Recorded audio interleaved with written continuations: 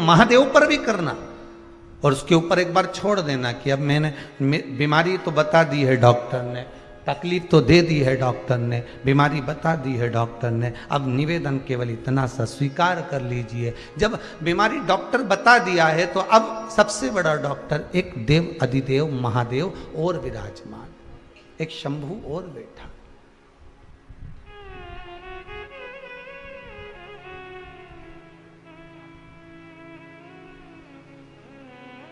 और माना भगवान से अपना दोष भी कहना कि माना हम दोषी हैं, कि माना के मैं पतित बहुत हूँ, माना हम पतित हैं, माना हम दोषी हैं, पर पतित पावन तेरो नाम,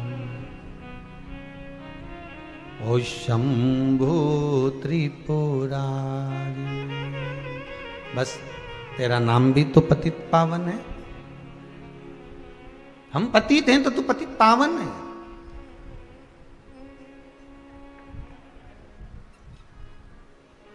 द्रौपदी ने भगवान कृष्ण से कहा, अगर मेरे लिए आप कह रहे हो, आप बोल रहे हो कि मेरा अर्जुन मेरा पति मत तब साधना करने के लिए गया है,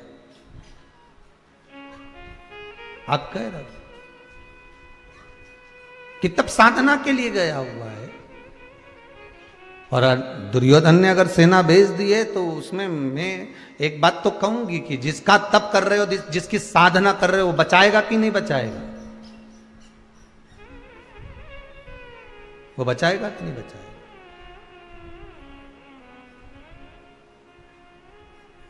महाराज भगवान कहते क्यों नहीं बचाएगा? शिव महापुराण की कथा में बड़ा सुंदर संवाद एक लिखा है, यदि व्यक्ति 24 घंटे भगवान का नाम नहीं ले, मात्र एक क्षण भगवान का यदि वो नाम ले लेता है, कितना क्षण? एक क्षण भगवान का नाम ले लेता है, और प्रतिदिन एक क्षण ही नाम ले रहा होता है, तो भी भगवान की दृष्टि से वो दूर नहीं होता, भगवान के वो करीब हो जाता है, दूर नहीं है।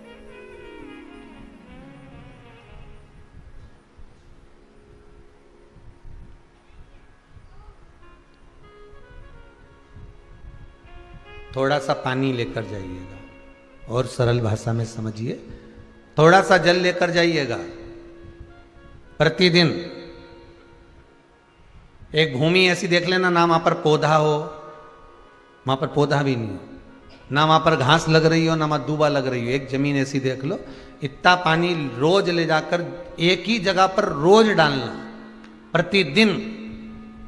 ना वहां पर घास हो, ना वहां पौधा हो, ना वहां पर कुछ बीज हो, तुम रोज पानी डालना, अपने आप वहां पर कुछ ना कुछ तो अंकुरित हो ही जाएगा। और प्रैक्टिकल करने में क्या जाता है भाई, सियोर वाला महाराज बोला है तो प्रैक्टिकल तो करो, कि एक जगह ऐसी ढूंढ लो जहां पर मिट्टी में कोई बीज भी नहीं है, कोई पौधा भी नहीं है, कोई दुर्बा भी नहीं, कोई घास भी नहीं। हम तो रोज थोड़ा सा पानी ले जाकर डालो, रोज पानी ले जाकर डालोगे तो वहां कुछ ना कुछ तो अंकुरित हो ही जाएगा, कुछ ना कुछ तो थोड़ा ना थोड़ा अंकुरित हो जाएगा, कुछ निकल ही जाएगा, कुछ एक छोटा सा पौधा निकलेगा जरूर, एक घास निकले, एक दुर्बा निकले, कुछ भी निकले, पर निकलेगा, वो निकलेगा जरूर, प्राप्त जरूर होगा। उसी तरह आप रोज रोज एक बार अगर परमात्मा को याद कर रहे हो, रोज रोज अगर भगवान को एक बार आप स्मरण कर रहे हो, तो ये पक्का है कि प्रेम का अंकुरित, प्रेम का कोई पौधा और भगवान की करुणा और आशीर्वाद का पौधा प्रकट जरूर हो जाएगा, ये पक्का है। आप उसका स्मरण तो करो।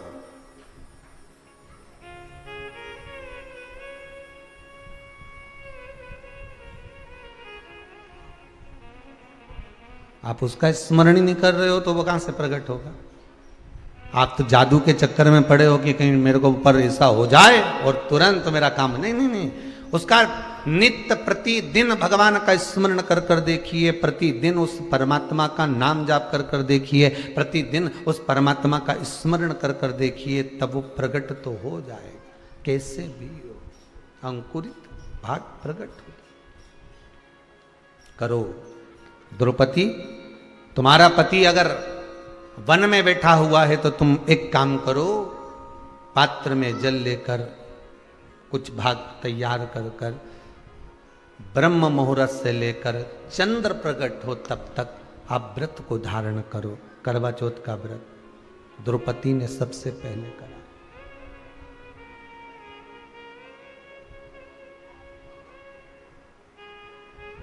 जिस कामना से सेना गई थी दुर्योधन की, कहते हैं द्रौपदी ने जब व्रत धारण कर लिया था और जो सेना कामना लेकर गई थी कि अर्जुन को मार देना है एकांत में, मालूम पड़े अर्जुन जहां तप कर रहे थे वहां किसी प्रकाश को देखा गया, इतना तेज प्रकाश था कि उस प्रकाश की गर्मी जो होती है, प्रकाश होता है तो गर्मी होती है, पर उस प्रकाश की ठंडक इतनी थी कि जितने अर्जुन को मारने के लिए गए थे वो सब की सब वापिस आ गए, पुनः वापिस। आपने अगर कोई व्रत करा है, हरतालिका तीज करा हो, सोमवार करा हो, मंगलवार करा हो, बुधवार करा हो, गुरुवार, शुक्रवार, शनिवार, चतुर्थी, पंचमी, छठ, कोई भी व्रत अगर आप कर रहे हो, वो व्रत का पुण्य छिन्न नहीं होगा। किसी ना किसी पल, किसी ना किसी घड़ी, किसी ना किसी क्षण वो तुम्हारे सामने आ जाएगा। कल एक हमारे एक परिचित में एक शर्मा आंटी आई थी, वो कह रही थी गुरुदेव ऐसा हो गया, मेरे यहाँ इतनी तकलीफ चल रही है, तो क्या मैं पूजन करना छोड़ दूं, क्या मैं उपास छोड़ दूं, क्या मैं व्रत छोड़ दूं? तो तकलीफ होगी तो क्या खाना छोड़ दोगे? अरे बोलो तो जम के जरा, नहीं ना। अगर पेट दुखता है आपका, सिर दुखता है आपका, शरीर में कष्ट होता है आपको, तो आप डॉक्टर के पास जाते हो, वो दवाई भी लिख देता है, उसके बाद भी आप पूछते हो कि नहीं पूछते कि मैं खाऊं क्या क्या? तो डॉक्टर को भी थोड़ी सी तो मुस्कुराहट आई जाती होगी, हंस भी देता होगा कि पेट दुख रहा है तो खाने की क्या जरूरत है, ये दवाई दी है या खा ले। पर नहीं, ये तो सब अलग प्रसंग है, ये तो सब अलग बात है। पर डॉक्टर से तुम पूछती मैं क्या क्या खाऊं, तो डॉक्टर बोला हल्का हल्का खाओ, एकदम लाइट लाइट। तो इसने सोचा हल्का कैसे होगा, तो फिर इसने सोचा पानी तो ठीक है, पानी हल्का होता है, पर पानी से हल्का क्या हो सकता है? तो उसने सोचा इस पे तेल डाल के देखता हूँ। पानी पे तेल डाल के देखा तो तेल हल्का हो गया, मतलब पानी पे तेरे तो हल्का। अब इसने सोचा तेल से हल्का क्या हो सकता है? रोटी बने तो भारी पड़े, पराठा बने तो भारी पड़े। तो इसने रोटी की लोई बना के उसको बेल के पूड़ी जैसा तेल में डाल दिया। अब पूड़ी तेल के ऊपर तेरे, तो पानी के ऊपर तेल तेले तो तेल हल्का, और तेल में पूड़ी तेरे तो पूड़ी हल्की। तो इसने सोचा इससे जोरदार हल्की चीज कुछ नहीं। तो अपनी पत्नी से कहा, सुन डॉक्टर साहब बोले हल्का खाना है।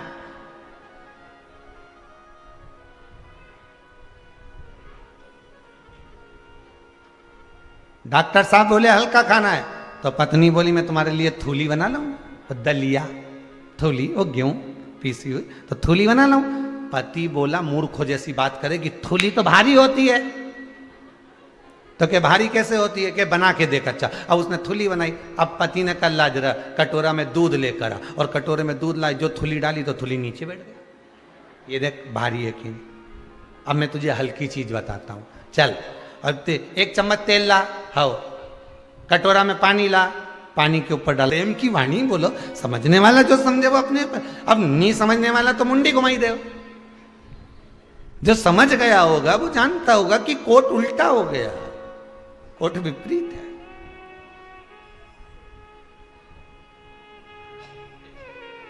माता उमा ने पूछा भगवान महेश से, आप हर जन्म में मुझे मिलो, उसके लिए मैं क्या करूं, आप बताओ।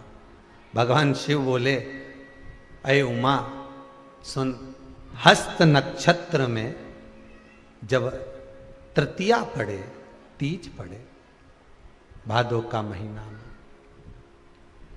सुन, उस तीज पर जब तू मेरी आराधना रात्रि भर करे तो मैं तुझे हर बार प्राप्त होता जाऊं। अब दुनिया के लोगों कहते हैं कि पार्वती ने ही हरतालिका तीज का पूजन प्रारंभ करा था। केवल पार्वती ने नहीं, इससे पहले पार्वती माता के जितने अवतार हुए, हर अवतार में, हर जन्म में माता पार्वती, कभी उमा, कभी कात्यायनी, कभी कुष्मांडा, कभी चंद्रघंटा, कभी स्कंदा, कभी सती, जितने अवतार माता पार्वती के हुए, हर अवतार में माता पार्वती जी ने शिव को पाने के लिए हरतालिका तीज का व्रत धारण किया है, हर अवतार में।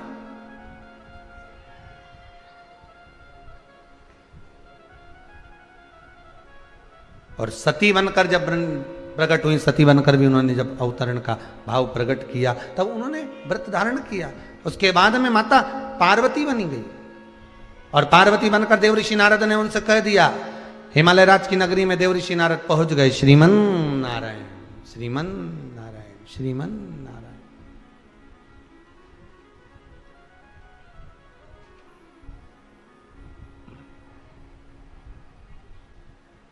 पहुंचे।